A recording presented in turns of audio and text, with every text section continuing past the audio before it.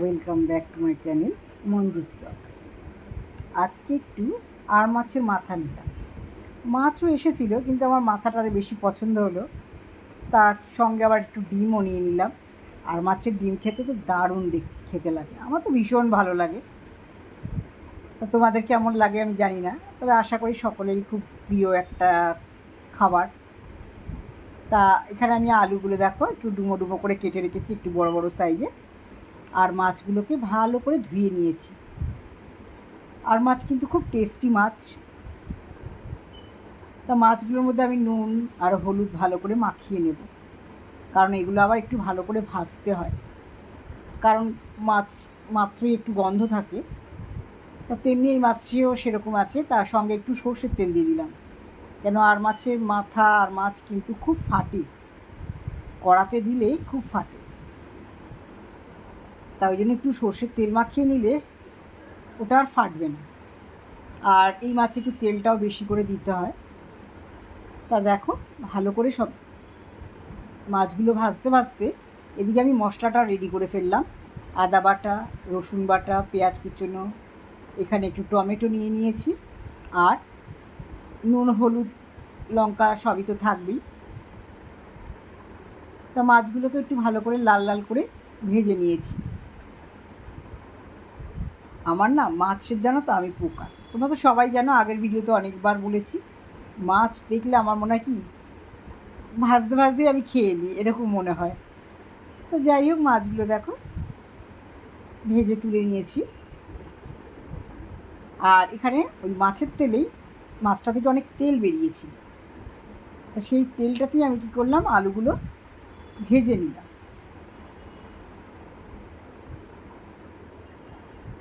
আলুগুলোকেও লাল লাল করে ভেজে, আর এই যে ডিমগুলোকে ছেঁকে তুলে নিয়েছি। এই ডিম কিন্তু কখনোই যেন কেউ আবার ভাজতে যেও না, তাহলে কিন্তু গা হাত পা পুরো পুড়ে যাবে, ভীষণ ফাটে। এই মাছের ডিম প্রচুর ফাটে, ওই জন্য এই মাছের ডিমকে কী করতে হয়, একটু নুন হলুদ দিয়ে সিদ্ধ করে রাখতে হয়।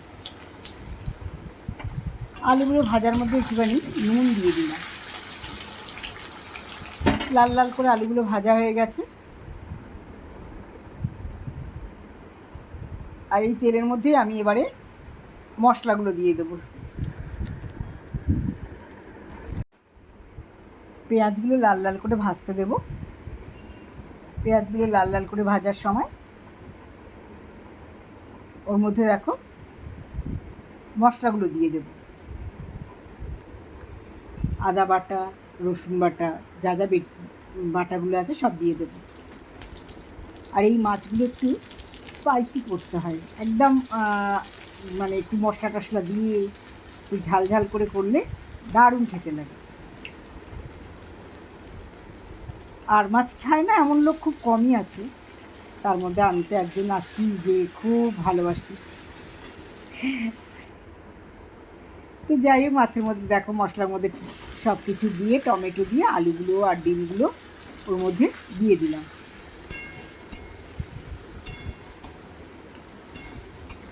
ওইগুলোকেও ভালো করে কষে নেব। কষার সময়ও কিন্তু একটু সাবধানে থাকতে হবে, কারণ কষার সময়ও কিন্তু ডিমগুলো ফাটে। তা আমি দেখো সব কিছু ভালো করে কষিয়ে নিলাম।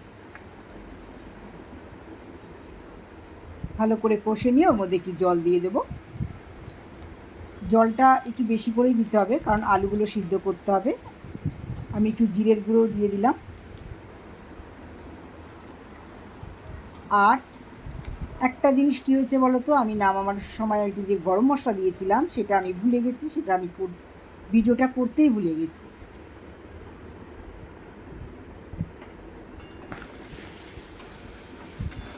যখন ভাজছিলাম তখনই কিন্তু দারুণ একটা গন্ধ বেরোচ্ছিল।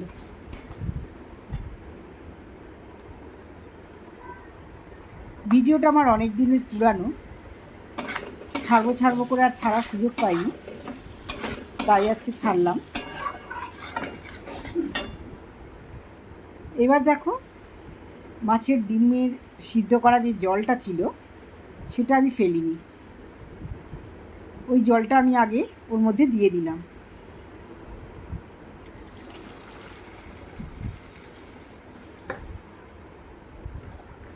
একটু নর্মাল জলও দিতে হবে, কারণ নাহলে আলুগুলো সিদ্ধ হবে না।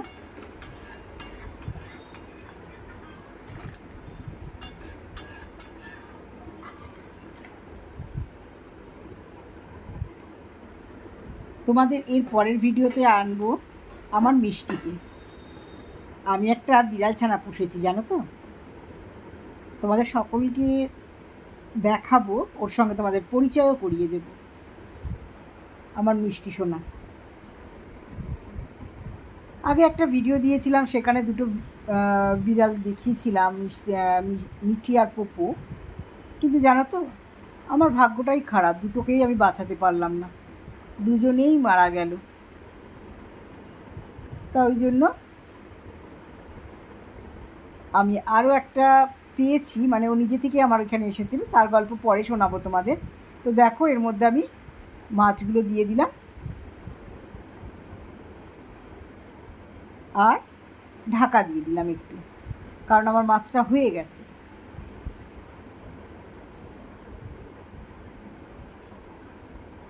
বেশি ফোটালে আবার জলটা একদমই মরে যাবে, সেই জন্য এটা আর বেশি ফোটাবো না। এবার আমি নামিয়ে নেব।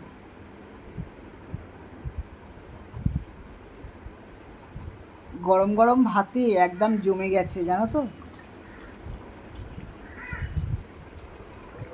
এবার আমি দুটো বাটিতে ভাগ করে নিলাম, একটা দেবো শ্বশুর বাড়িতে মানে শাশুড়ির ঘরে, আর একটা আমাদের ঘরে।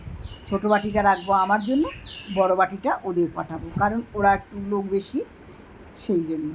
তো চলো, এই পর্যন্ত, টাটা।